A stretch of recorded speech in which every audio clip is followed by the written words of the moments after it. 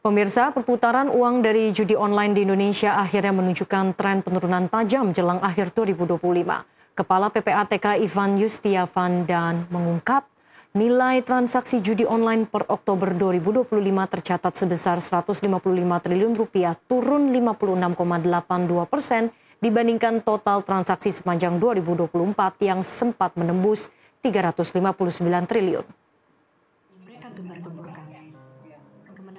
Tidak hanya transaksi, nilai deposit pemain juga anjlok setengah dari 51 triliun rupiah di tahun lalu menjadi 24 triliun rupiah sepanjang 10 bulan pertama tahun ini. Penurunan ini terjadi berkat aksi besar-besaran pemblokiran rekening dorman sejak Mei hingga Agustus 2025 yang selama ini kerap digunakan untuk transaksi judi online dan pencucian uang. Ivan menegaskan tanpa langkah tegas lintas lembaga, perputaran uang judol bisa saja melonjak ke 1.100 triliun rupiah di tahun ini. PPATK menekankan dampak sosial dari judi online jauh lebih serius, mulai dari perceraian, keberangkutan, hingga kasus bunuh diri yang kini tengah dikaji secara nasional.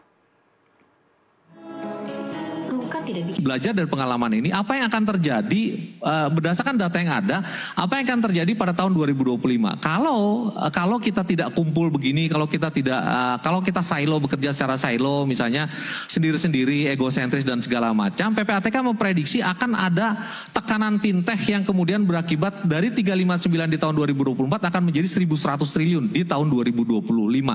Akan melonjak ke sana. Tanpa tekanan fintech, dia akan tembus ke 481.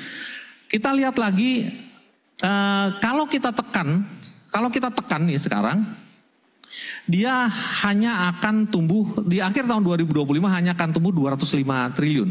Kalau kita tekan terus, hanya akan tumbuh 205 triliun. Artinya akan ada pengurangan 37,23% dibandingkan dengan tahun lalu. Faktanya per hari ini perputaran dana sudah mencapai 155 triliun.